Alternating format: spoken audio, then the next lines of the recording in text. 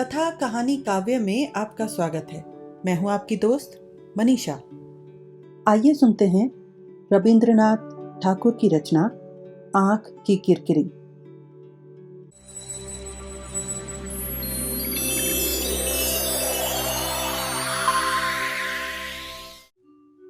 जो असंभव है वह भी संभव हो जाता है और जो असह्य है वह भी सह्य हो जाता है।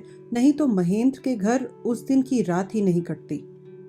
विनोदनी को तैयार रहने का परामर्श देते हुए महेंद्र ने उसी रात को एक पत्र लिखकर डाक में डाल दिया था, जो दूसरे दिन सवेरे महेंद्र के घर पहुंचा। आशा उस समय पलंग पर लेटी हुई थी। नौकर चिट्ठी लेकर ऊपर पहुंचा। बहू जी, चिट्ठी। आशा के हृतिपंड के रक्त ने धक से उसके हृदय को धक्का मारा। पल भर में हजारों आश्वासन और आशंकाएं उसके मन में एक साथ जाग उठी। झटपट सिर उठाकर उसने चिट्ठी हाथ में ले ली। महेंद्र के हाथ की लिखावट है, विनोदनी का नाम लिखा है। उसी क्षण उसका सिर तकिए पर गिर पड़ा। कोई बात न कहकर उसने चिट्ठी नौकर को लौटा दी। चिट्ठी किनको देनी होगी बहू जी? मुझे नहीं मालूम। रात के करीब 8 बजे होंगे। महेंद्र बड़ी तेजी से आंधी की तरह सीधा विनोदनी के कमरे में सामने जाकर खड़ा हो गया। देखा, कमरे में बत्ती नहीं जल रही है। चारों तरफ अंधेरा है। जेब में से दिया सलाई निकालकर जलाकर देखा। कमरा सूना है। विनोदनी नहीं है और न घर में उसका कोई सामान ही है। दक्षिण की तरफ के बरांडे में जाकर देखा, बरांडा सूना है। फिर भी उसने पुकारा, विनोद, किंतु कोई उत्तर नहीं मिला। फिर वह अपने मन में कहने लगा, निर्बोध हूं, मूर्ख हूं मैं। उसे तो उसी समय मुझे अपने साथ ले जाना चाहिए था। जरूर मां ने उसे ऐसा डांटा फटकारा होगा कि उसके लिए घर में रहना असंभव हो गया होगा। और यह कल्पना मन में आते ही उस पर उसे दृढ़ विश्वास भी हो गया। उसी क्षण वह अधीर होकर मां के पास पहुंचा। वहां भी बत्ती नहीं जल रही थी। उस अंधेरे में भी मालूम हुआ कि राजलक्ष्मी बिस्तर पर लेटी हुई हैं। महेंद्र तेजी से उनके पास जाकर रुष्ट कंठ से बोल उठा, मां, तुम लोगों ने विनोदनी से क्या कहा सुना है? कुछ नहीं कहा। तो फिर वो कहाँ गई? मैं क्या जानूं? महेंद्र अविश्वास के स्वर में बोल उठा, तुम नहीं जानती? अच्छा, मैं उसकी खोज में चल दिया। वह कहीं भी हो, मैं उसका पता लगाकर ही रहूंगा। इतना कहकर महेंद्र वहां से चल दिया। राजलक्ष्मी झटपट बिस्तर से उठकर उसके पीछे पीछे दौड़ती हुई कहने लगी, महेन, मत जा महेन, लौट आ, मेरी एक बात सुन जा। किंतु महेंद्र एक सांस में दौड़ता हुआ घर से बाहर निकल गया। क्षण भर बाद ही फिर लौटकर उसने दरबान से पूछा, बड़ी बहू जी कहाँ गई हैं, मालूम है? हम लोगों से तो वे कुछ कह नहीं गई। हम लोगों को कुछ नहीं मालूम बाबू साहब। नहीं मालूम? नहीं बाबू साहब, हम लोगों को कुछ नहीं मालूम। महेंद्र ने अपने मन में सोचा। मां ने सबको सिखा पढ़ा दिया है। और बोला, अच्छा, कोई बात नहीं। महानगरी के राजपथ में उस समय गैस के प्रकाश वाण से विद्ध संध्या अंधकार में बर्फ वाले मलाई बर्फ और मछली वाले तपसी मछली की फेरी लगा रहे थे। महेंद्र घर से निकलकर राजपथ की कलरव क्षुब्ध जनता में जा घुसा और अदृश्य हो गया। बिहारी कभी भी अंधेरी रात में अकेला घर में बैठा किसी का ध्यान नहीं करता। आज तक कभी भी उसने अपने आप को अपना आलोच्य विषय नहीं बनाया। वह हमेशा अपनी पढ़ाई लिखाई, कामकाज या बंधु बांधवों में व्यस्त रहता था। अपनी अपेक्षा अपने चारों तरफ के संसार को प्राधान्य देने में ही उसे अधिक आनंद आता था।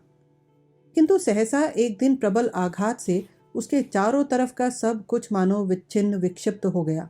और तब प्रलय के अंधकार में अब्रभेदी वेदना के गिरी श्रृंग पर उसे अकेला ही खड़ा होना पड़ा। तभी से वह अपने निर्जन संग से डरने लगा है। जबरदस्ती अपने सर पर काम लाद कर उस संग से वह किसी भी तरह अवकाश नहीं लेना चाहता। किंतु आज अपने उस अंतरवासी को बिहारी किसी भी हालत में बाधा देकर अलग न रख सका। कल विनोदनी को वह देश पहुंचा आया है। उसके बाद से वह जिस किसी काम में या जिस किसी आदमी के साथ रहा, बराबर उसका गुहाशायी वेदनातुर हृदय उसे अपनी निगूढ़ निर्जनता की ओर आकर्षित करता रहा है। श्रांति और अवसाद ने बिहारी को आज परास्त कर दिया। रात के करीब 9 बजे होंगे। बिहारी के कमरे की सामने वाली दक्षिण की छत पर दिनांत में रमने वाली ग्रीष्म की हवा अत्यंत उतावली होकर घूम फिर रही है। बिहारी चंद्रोदयहीन अंधकार में छत पर आराम कुर्सी डाले बैठा है। आज शाम को उसने बालक बसंत को नहीं पढ़ाया, उसे जल्दी छुट्टी दे दी। आज उसका हृदय मानो माँ के त्यागे हुए बच्चे की तरह सांत्वना के लिए, संग के लिए, अपने चिराभ्यस्त प्रीति सुधा से स्निग्ध पूर्व जीवन के लिए विश्व जगत के अंधकार में दोनों हाथ उठाकर न जाने किसे ढूंढ रहा है। आज उसकी दृढ़ता और कठोर संयम का बांध टूटकर न जाने कहां बह गया है। उसने जिनके विषय में कुछ भी न सोचने का प्रण किया था, आज उसका संपूर्ण हृदय उन्हीं की ओर दौड़ा चला जा रहा है। आज उसमें उसे रोकने की रत्ती भर भी शक्ति नहीं।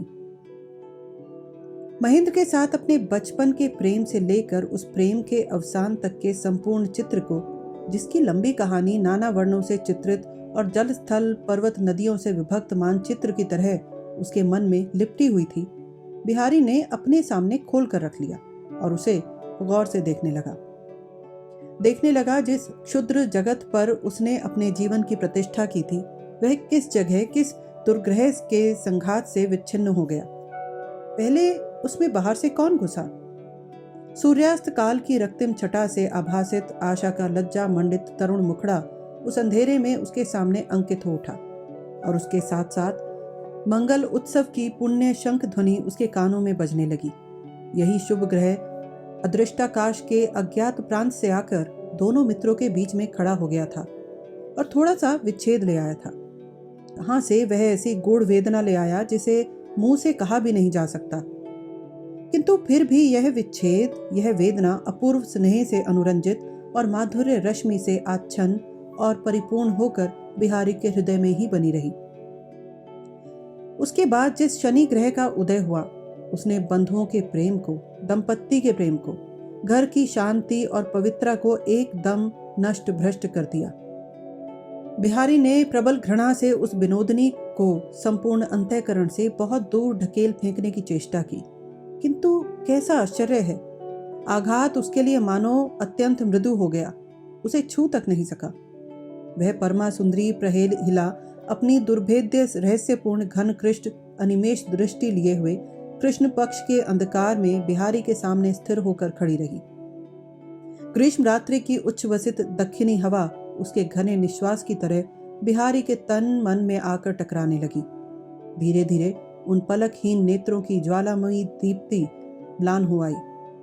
देखते देखते तृषा से शुद्ध वह खर दृष्टि आंसुओं से सिंक्त और स्निग्ध होकर गंभीर भाव रस में परिलुप्त हो उठी और पल भर में उस मूर्ति ने बिहारी के पैरों के आगे पड़कर उसके दोनों पैरों को प्राणपण शक्ति से अपनी छाती से लगा लिया और फिर उसने सुंदर सुहावनी मायालता की तरह बिहारी को वेष्टित करके प्रतिक्षण बढ़ बढ़कर सद्य विकसित सुगंधमय पुष्प मंजरी के समान अपना एक चुंबनोन्मुख मुख बिहारी के होठों के आगे बढ़ा दिया। बिहारी आंख मीच कर उस कल्प मूर्ति को अपने स्मृति लोक से निर्वासित कर देने की चेष्टा करने लगा, किंतु किसी भी तरह उस पर आघात करने के लिए मानो उसका हाथ ही नहीं उठा। एक असंपूर्ण व्याकुल चुंबन उसके मुंह के आगे आसन्न बना रहा और अपने पुलक से उसने उसे भावाविष्ट कर दिया। बिहारी से फिर छत के उस निर्जन अंधकार में न रहा गया और किसी तरफ मन लगाने के लिए वह जल्दी से अपने दीपालोकित कमरे में चला आया। कोने वाली तिपाई पर रेशमी वस्त्र के आवरण से ढका हुआ एक मढ़ा हुआ फोटोग्राफ रखा था। बिहारी उस चित्र को उठाकर बीच कमरे में बत्ती के पास जाकर बैठ गया और फिर उसे अपनी गोद में रखकर ध्यान से देखने लगा। ब्याह के बाद ली हुई महेंद्र और आशा की युगल मूर्ति की तस्वीर थी। उस पर महेंद्र ने हाथ से महेन भैया और आशा के हाथ से आशा लिखा हुआ था। चित्र में नव परिणय का मधुर दिन ज्यों का त्यों बना हुआ है। महेंद्र कुर्सी पर बैठा है और उसके चेहरे पर नव विवाह का सरस नवीन भावावेश स्पष्ट दिखाई दे रहा है। उसके पास ही आशा खड़ी है। फोटो उतारने वाले ने उसे घूंघट नहीं काढ़ने दिया, किंतु उसके चेहरे पर से वह लज्जा नहीं हटा सका। आज महेंद्र अपनी पार्श्वचरी आशा को रुलाकर कितनी दूर चला जा रहा है।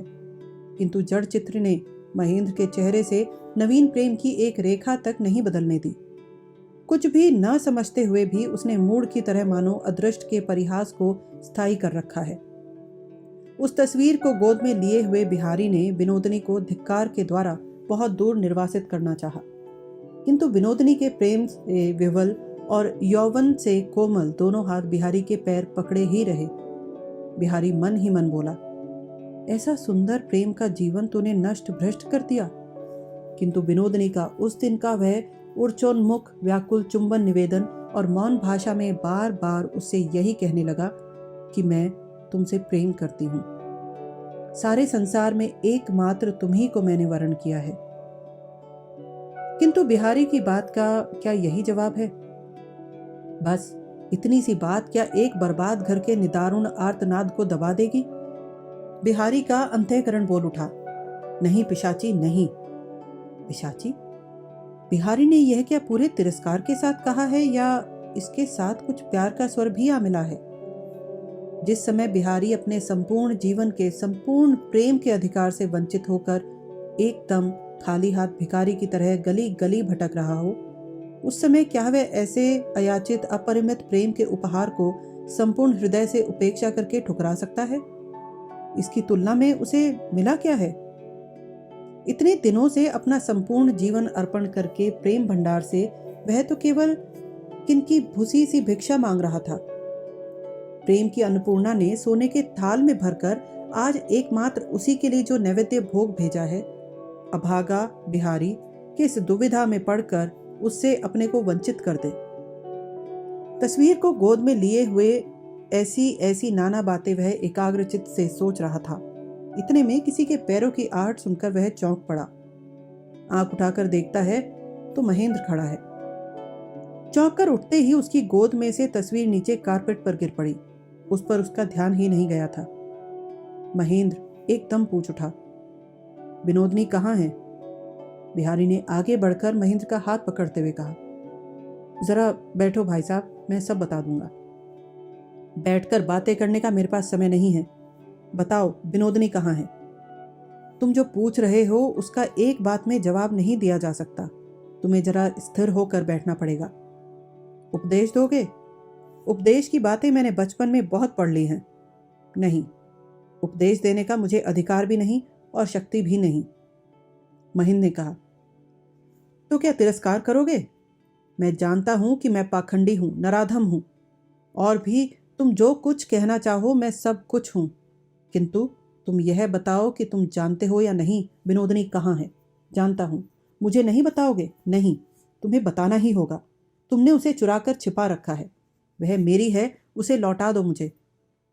बिहारी क्षण भर स्तब्ध खड़ा रहा, फिर दृढ़ स्वर से बोला, वह तुम्हारी नहीं है।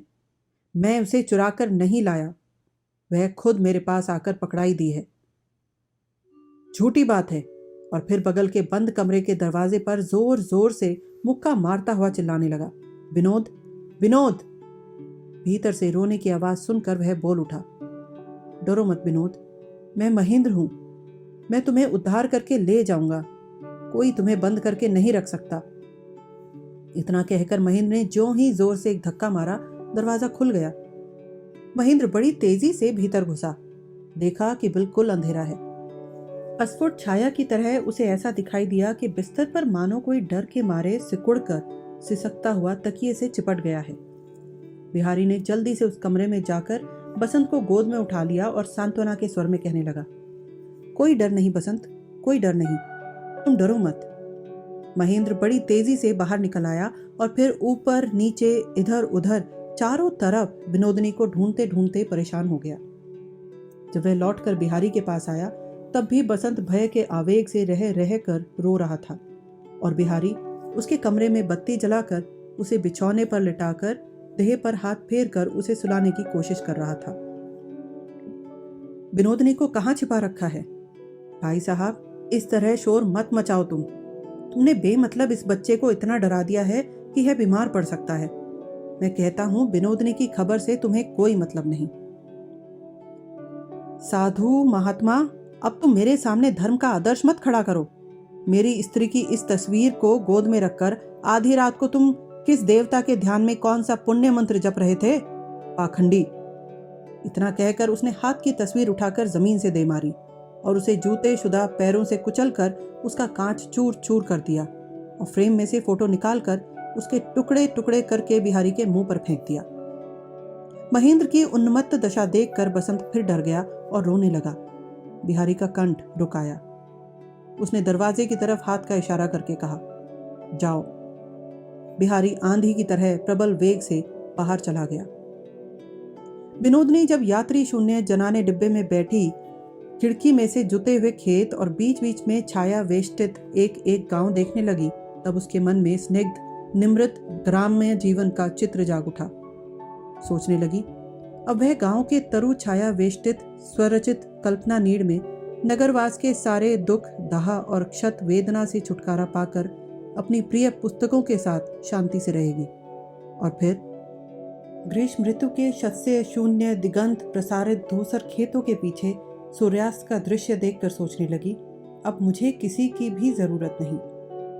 उसका मन मानो सूर्यास्त काल की सुवर्ण रंजित स्तब्ध विस्तीर्ण शांति में सब कुछ भूलकर आंखें मीच लेना चाहता है और तरंगों से विक्षुब्ध सुख दुख सागर से अपनी जीवन तरी को किनारे लगाकर निशब्द संध्या में किसी निष्कंप वट वृक्ष के नीचे बांध रखना चाहता है और किसी चीज की उसे जरूरत ही नहीं। चलती गाड़ी में किसी किसी जगह आम्र कुंज से आम्र मंजरियों की सुगंध आती और वह अपनी स्निग्ध शांति से विनोदनी का मन भर जाती, उसे विवल कर देती। मन ही मन वह कहने लगती, अच्छा हुआ, बहुत अच्छा हुआ। अपने को लेकर अब मैं खींचातानी नहीं कर सकती। अब मैं सब भूल जाऊंगी और सोऊंगी निश्चिंत होकर। गवई गांव की लड़की हूं मैं। घर का और गांव का कामकाज करके संतोष के साथ आराम से अपना जीवन बिता दूंगी। इस तरह अपने त्रसित हृदय में शांति की आशा लिए हुए विनोदनी ने गांव में जाकर अपनी कुटिया में प्रवेश किया। किंतु हाय, शांति है कहाँ? यहाँ तो केवल शून्यता है, दरिद्रता है। चारों तरफ जो कुछ भी है सब जीर्ण है, मलिन है, अनाहत है, श्रीहीन है। बहुत दिनों से बंद सीढ़ शुदा घर की भभक से मानो उसका दम घुटने लगा। घर में थोड़ी बहुत जो चीज बस थी वह भी कोटों के दंश से, चूहों के उत्पात से और धूल मिट्टी के आक्रमण से बर्बाद हो गई थी। विनोदनी जब घर पहुंची तब शाम हो रही थी। घर निरानंद और अंधकारमय हो रहा था। किसी तरह उसने बत्ती बटकर और तेल डालकर मिट्टी का दिया जलाया तो उसके धुएं और क्षीण प्रकाश से घर की दीनता और भी ज्यादा परिस्फुट हो उठी। पहले जो अवस्था उसे पीड़ा नहीं देती थी, आज वह उसे असह्य मालूम होने लगी और उसका संपूर्ण अंतःकरण विद्रोही होकर जोर से बोल उठा, यहाँ तो एक घड़ी भी नहीं कट सकती। आले में पहले की दो एक धूल से भरी पुस्तकें और मासिक पत्रिकाएं पड़ी थीं, किंतु उन्हें छूने तक की उसकी इच्छा नहीं हुई। बाहर अंधकार में वायुहीन आम के बाग में झिंगुरों की झनकार और मच्छरों की भनभनाहट सुनाई दे रही थी। विनोदनी की जो वृद्धा अभिभाविका थी वे घर में ताला बंद करके अपनी लड़की को देखने उसकी ससुराल दूर गांव चली गई थी। विनोदनी पड़ोसियों के घर गई। वे उसे देखकर मानो चौंक पड़ी। परस्पर एक दूसरे से कानाफूसी करने लगी। देखा, विनोद का रूप रंग कैसा निखर आया है। कपड़े लत्ते कैसे चुस्त दुरुस्त रखने लगी है, जैसे मेम साहब हो। और न जाने क्या क्या इशारे करके कभी विनोदनी की तरफ और कभी आपस में एक दूसरे के मुंह की तरफ देखने लगी, मानो जो बात इधर कुछ दिनों से फैली हुई थी उन्हें उसके अब लक्षण मिल रहे हों। विनोदनी पद पद पर अनुभव करने लगी कि वह सब तरह से अपने गांव से बहुत दूर चली गई है। अपने ही घर में वह निर्वासित सी हो गई है। संसार में कहीं भी उसके लिए ऐसी कोई जगह नहीं रह गई है जहां वह क्षण भर भी आराम से रह सके। डाकघर का एक बूढ़ा डाकिया विनोदनी का बचपन का परिचित था। दूसरे दिन विनोदनी जब तालाब में नहाने जा रही थी तब रास्ते में चिट्ठियों का बैग लिए हुए डाकिया मिल गया। उसे देखकर विनोदनी से रहा न गया। वह जल्दी से उसके पास जाकर पूछने लगी, पंचू दादा, मेरी कोई चिट्ठी है क्या? नहीं तो, विनोदनी व्यग्र होकर बोली। हो भी सकती है, दिखाना जरा। कहते हुए उसने जल्दी जल्दी बहुत सी चिट्ठियां उलट डाली, किंतु उसकी कोई नहीं निकली। उदास मुंह लिए हुए वह नहाने चली गई।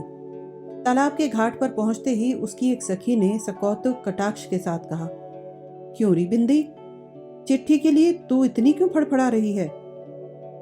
एक दूसरी प्रगल्भा ने कहा, वाह री वाह, तू भी खूब है। डाक से चिट्ठी आए ऐसे भाग्य भी तो होने चाहिए। हमारे तो पति देवर भाई सब परदेश में काम करते हैं, पर डाकिया की कभी हम पर दया ही नहीं होती। इस तरह बात बात में परिहास स्पष्ट और कटाक्ष तीव्र होने लगा। विनोदनी बिहारी से अनुनय कराई थी कि वह रोज नहीं तो कम से कम हफ्ते में 2 बार, ज्यादा नहीं तो 2-4 लाइन की चिट्ठी उसे जरूर डाल दिया करे, किंतु आज ही चिट्ठी पाने की संभावना अत्यंत कम थी। फिर भी विनोदनी की आकांक्षा इतनी प्रबल हो उठी कि दूर संभावना की आशा भी वह छोड़ न सकी। उसे ऐसा मालूम होने लगा मानो कलकत्ता छोड़े उसे बहुत दिन हो गए। शत्रु और मित्रों की कृपा से विनोदनी से यह छिपा न रहा कि महेंद्र के साथ उसके अनुचित संबंध की निंदा गांव में घर घर फैल गई है।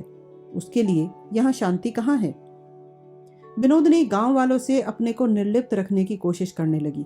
इससे गांव वाले उस पर और भी ज्यादा नाराज हो गए। उनके लिए यह वांछनीय नहीं कि पातकिनी उनसे अलग रहकर उन्हें घृणा और निंदा करने के विलास सुख से भी वंचित रखे। छोटे से गांव में अपने को सबकी दृष्टि से छिपा रखने की चेष्टा वृथा है। यहाँ आहत हृदय को लेकर किसी कोने में जाकर एकांत अंधकार में उसकी सेवा करने का अवकाश नहीं। इधर उधर से सबकी तीक्ष्ण कुतूहल दृष्टि आकर शत स्थान पर पड़ती ही है। विनोदनी की अंतः प्रकृति टोकनी के भीतर की सजीव मछली की तरह जितनी ही छटपटाने लगी, उतनी ही चारों तरफ की संकीर्णता से टकराकर अपने को वह बार बार आहत करने लगी। वह समझ गई कि यहाँ स्वतंत्रता से पूरी तरह वेदना सहने का भी स्थान नहीं। दूसरे दिन चिट्ठी पाने का समय उत्तीर्ण होते ही विनोदनी घर का दरवाजा बंद करके चिट्ठी लिखने बैठ गई। उसने लिखा, लाला जी, डरने की कोई बात नहीं। मैं तुम्हें प्रेम की चिट्ठी लिखने नहीं बैठी। तुम मेरे विचारक हो, मैं तुम्हें प्रणाम करती हूँ। मैंने जो पाप किया है, तुमने उसका कठिन दंड दिया है। तुम्हारा आदेश पाते ही मैंने उसे शिरोधार्य कर लिया है। दुख सिर्फ इतना ही है कि दंड कितना कठोर है सो तुम देख न सके। अगर तुम देखते या जान पाते तो तुम्हारे मन में दया आ जाती, किंतु मैं उससे भी वंचित रह गई। तुम्हारा स्मरण करके और मन ही मन तुम्हारे चरणों के पास सिर रख के भी मैं इसे सह लूंगी। किंतु प्रभु, जेल खाने के कैदी को क्या खाने पीने को भी नहीं मिलता? शौक की खुराक नहीं, जीने के लिए जितनी की जरूरत होती है उतनी खुराक तो उसे मिलती ही है। तुम्हारी 2-4 पंक्ति की चिट्ठी मेरे इस निर्वासन की खुराक है। वह भी अगर ना मिले तब तो यह मेरा केवल निर्वासन दंड नहीं, प्राण दंड है। मेरी इतनी ज्यादा परीक्षा मत करो मेरे दंडदाता। मेरे इस पापी मन के अहंकार की सीमा नहीं थी। मैंने कभी यह स्वप्न में भी नहीं सोचा था कि किसी के भी आगे मुझे इस तरह सिर झुकाना पड़ेगा। तुम्हारी जय हुई है प्रभु, मैं विद्रोह नहीं करूंगी, किंतु तुम मुझ पर दया करो, मुझे जीने दो। इस वनवास में जीने के लिए थोड़ी बहुत पूंजी तो मुझे भेज दिया करो। फिर तुम्हारे शासन से मुझे कोई भी किसी तरह नहीं टाला जा सकता। बस इतनी सी दुख की बात तुम्हें जता दी है, और जो जो बातें मन में जमा हो रही हैं उन्हें कहने के लिए छाती फटी जा रही है, किंतु उन्हें न कहने के लिए मैं प्रतिज्ञा कर चुकी हूँ, और उस प्रतिज्ञा की मैं रक्षा कर रही हूँ। तुम्हारी विनोदा भाभी। विनोदनी चिट्ठी डाकखाने में छोड़ आई। गांव के लोग छी छी करने लगे। कहने लगे, अब तो घर का दरवाजा बंद किए रहती है, चिट्ठी लिखा करती है, चिट्ठी पाने के लिए डाकिया पर टूट पड़ती है। 2 दिन कलकत्ते क्या रह आई, लज्जा धर्म सब कुछ खोआई। इसके दूसरे दिन भी कोई चिट्ठी नहीं आई। विनोदनी दिन भर चुपचाप बैठी रही। उसका चेहरा कठोर हो उठा। भीतर बाहर चारों तरफ के आघात और अपमान के मंथन से उसके हृदय के अंधकार समुद्र के नीचे से निष्ठुर संहारक शक्ति कठोर मूर्ति धारण करके बाहर निकलने को उद्यत हो गई। उस निदारुण निष्ठुरता के आविर्भाव का अनुभव करके विनोदनी ने मारे डर के घर का दरवाजा बंद कर लिया। उसके पास बिहारी की कोई भी निशानी नहीं थी, न तस्वीर थी, न चिट्ठी, कुछ भी नहीं था। फिर भी उस शून्यता में मानो वह कुछ ढूंढने लगी। बिहारी के किसी एक चिन्ह को छाती से लगाकर वह अपनी सूखी आंखों में पानी लाना चाहती है और उस अश्रु जल से हृदय की संपूर्ण कठिनता को गलाकर, विद्रोह वहिनी को बुझाकर वह बिहारी के कठोर आदेश को अपने हृदय के कोमलतम सिंहासन पर बिठाए रखना चाहती है। किंतु अनावृष्टि के मध्याह्न आकाश की तरह उसका हृदय केवल जलने ही लगा। दिगंत में कहीं भी उसे एक बूंद आंसू के लक्षण नहीं दिखाई दिए। विनोदनी ने सुना था कि एकाग्र मन से ध्यान करते हुए जिसे पुकारा जाता है वह बिना आए नहीं रह सकता। इसलिए वह हाथ जोड़कर और आंखें मीच कर बिहारी को पुकारने लगी। मेरा जीवन शून्य है, मेरा हृदय शून्य है, मेरे चारों तरफ सब कुछ शून्य है। इस शून्यता में एक बार तुम आ जाओ, एक क्षण के लिए आओ। तुम्हें आना ही होगा, मैं किसी तरह तुम्हें नहीं छोड़ सकती। यह बात प्राण मन से कहते कहते विनोदनी को मानो वास्तव में बल मिल गया। उसे ऐसा लगा कि मानो वह प्रेम का बल, आह्वान का बल व्यर्थ नहीं जाएगा।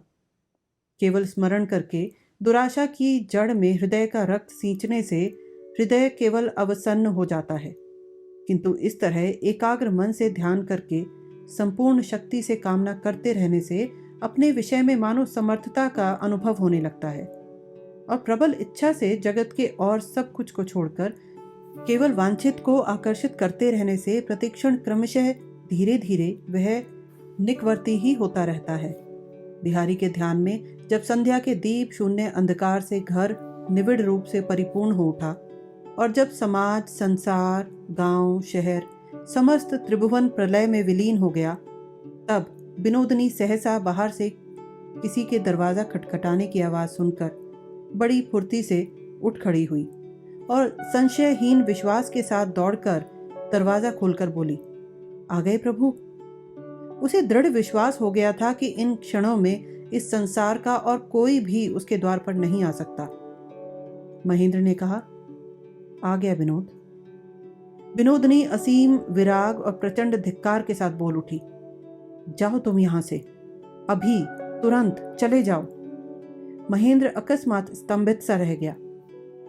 इतने में, क्यों री बिंदी, तेरी ददिया सास अगर कल, कहती हुई कोई प्रौढ़ा पड़ोसन दरवाजे के पास आ गई और महेंद्र को देखते ही ओ मेरी मैया कहकर लंबा घूंघट खींचकर तुरंत वहां से भाग गई। गांव भर में बड़ा भारी एक तहलका सा मच गया। गांव के बड़े बूढ़े चंडी मंडप में पंचायत करने बैठ गए। यह हरगिज नहीं सहा जा सकता। कलकत्ते में क्या हुआ क्या नहीं हुआ सो सुनी अनसुना किया जा सकता था, किंतु गांव में रहकर इतनी हिम्मत कि चिट्ठी पर चिट्ठी लिखकर महेंद्र को गांव में बुलाकर इस तरह खुल्लम खुल्ला बेहयाई, इस भ्रष्टा को अब गांव में हरगिज नहीं रखा जा सकता। विनोदनी को निश्चित आशा थी कि आज बिहारी का पत्रोत्तर उसे जरूर मिल जाएगा, किंतु नहीं आया। वह मन ही मन कहने लगी, मुझ पर बिहारी का क्या अधिकार है? मैंने क्यों उसका आदेश पालन किया? मैंने क्यों उसे यह जानने दिया कि वह मेरे लिए जैसा विधान देगा मैं उसी को शिरोधार्य करूंगी? उसे तो अपनी प्यारी आशा को बचाने के लिए जितने की जरूरत है, मेरे साथ उसका सिर्फ उतना ही संबंध है। मेरी अपनी कोई मांग नहीं, मेरा अपना कुछ प्राप्य नहीं, मामूली सी 2-4 पंक्ति की चिट्ठी भी नहीं। मैं इतनी तुच्छ हूं, इतनी घृणा की वस्तु हूं।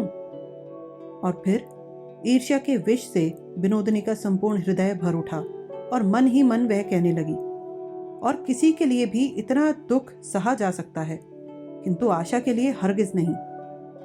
यह दीनता, यह वनवास, यह लोक निंदा, ऐसी अवज्ञा, जीवन की ऐसी सर्व प्रकार की अपरितृप्ति सिर्फ आशा के लिए मुझे वहन करनी होगी। इतना धोखा मैंने क्यों उठाया? क्यों मैं अपने सर्वनाश का व्रत संपूर्ण नहीं कराई? मूर्ख हूं मैं, निर्बोध हूं। मैंने क्यों बिहारी से प्रेम किया? विनोदनी जब कठपुतली की तरह कठिन होकर अपने घर में बैठी थी, ठीक उसी समय उसकी ददिया सास अपने दामाद के यहां से घर लौटी।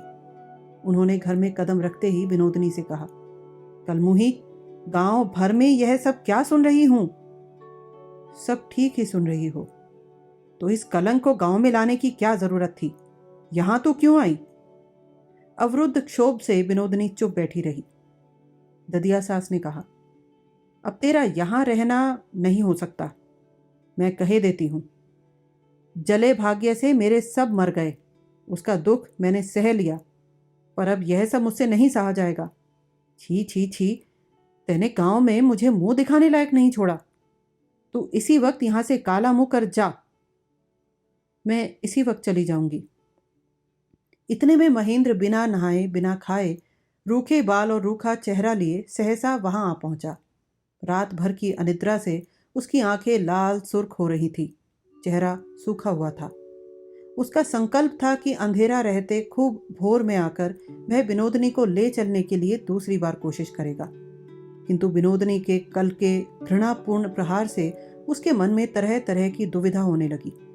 और क्रमशः जब दिन चढ़ गया और रेल का समय होने लगा, तब स्टेशन की यात्रीशाला से निकलकर मन से सब तरह की दुविधा जबरदस्ती दूर करके वह घोड़ा गाड़ी में बैठकर एकदम विनोदनी के घर के दरवाजे पर आ खड़ा हुआ। लज्जा शर्म छोड़कर प्रकट रूप से दुस्साहस का काम करने में जो एक तरह की स्पर्धापूर्ण शक्ति आ जाती है, उस शक्ति के आवेग में उसे एक तरह के उद्भ्रांत आनंद का अनुभव होने लगा और उसकी संपूर्ण श्रांति और दुविधा चूर चूर हो गई। गांव के कुतूहली लोग महेंद्र की उन्मत्त दृष्टि में धूल मिट्टी के निर्जीव खिलौने से मालूम होने लगे। महेंद्र ने किसी की तरफ नहीं देखा। वह एकदम सीधा विनोदनी के पास जाकर बोला, विनोद, तुम मुझे ऐसा कायर ना समझ लेना कि मैं तुम्हें यहां लोक निंदा के भाड़ में छोड़कर चला जाऊंगा। जैसे भी हो, तुम्हें यहां से ले जाना ही होगा। उसके बाद तुम मुझे त्यागना चाहो तो त्याग देना, मैं तुम्हें जरा भी बाधा ना दूंगा। मैं आज तुम्हें छूकर प्रतिज्ञा करता हूं कि तुम जब जैसा चाहोगी मैं वैसा ही करूंगा। तुम दया करोगी तो मैं जीवित रहूंगा, नहीं करोगी तो मैं तुम्हारे रास्ते से दूर हट जाऊंगा। मैंने संसार में अनेक अविश्वास के काम किए हैं, किंतु आज तुम मुझ पर अविश्वास मत करो विनोद। हम दोनों आज प्रलय के सामने खड़े हैं। यह छलना करने का समय नहीं है। विनोदनी ने अत्यंत स्वाभाविक भाव से अविचल स्वर में कहा, मुझे तुम अपने साथ ले चलो। तुम्हारे साथ गाड़ी है? है। इतने में विनोदनी की ददिया सास बाहर निकल आई। महेंद्र, तुम मुझे नहीं पहचानते, पर तुम हमारे गैर नहीं हो। तुम्हारी माँ राजलक्ष्मी इसी गांव की लड़की है। गांव के नाते से मैं उसकी मामी लगती हूँ। भला मैं पूछती हूँ, ये सब तुम्हारे क्या ढंग हैं? घर में तुम्हारे बहू है, माँ है, और तुम ऐसे बेहया हो गए हो कि मतवाले की तरह पराई बहू बेटियों के पीछे पीछे फिर रहे हो। अरे जरा सोचो तो सही, समाज के चार भले आदमी सुनेंगे तो क्या कहेंगे? कैसे तुम उनके आगे अपना मुंह दिखाओगे? महेंद्र जिस भावोन्माद के राज्य में था, इस ताड़ना से वहां जोर का एक धक्का लगा। घर में उसके माँ है, स्त्री है, और फिर चार भले आदमियों का समाज भी है। यह साधारण सी बात मानो उसके मन में नए रूप में उदित हुई। इस अज्ञात सुदूर गांव में एक अपरिचित घर के द्वार पर महेंद्र को ऐसी बात सुननी पड़ेगी, इसकी उसने पहले कभी स्वप्न में भी कल्पना नहीं की थी। महेंद्र के जीवन चरित में ऐसा भी एक अद्भुत अध्याय लिखा गया कि जिसमें वह दिन दहाड़े गांव में आकर किसी भद्र घर की विधवा बहू को घर से निकाले लिए जा रहा है। फिर भी उसकी माँ है, स्त्री है, और चार भले आदमियों का समाज भी है। महेंद्र जब निरुत्तर होकर खड़ा रहा, तब वृद्धा फिर बोली, जाना हो तो अभी जाओ, दूर हो यहां से। हमारे घर के दरवाजे पे मत खड़े रहो, बस चले जाओ यहां से, जल्दी जाओ। इतना कहकर वृद्धा घर के भीतर चली गई और भीतर से किवाड़ बंद कर लिए।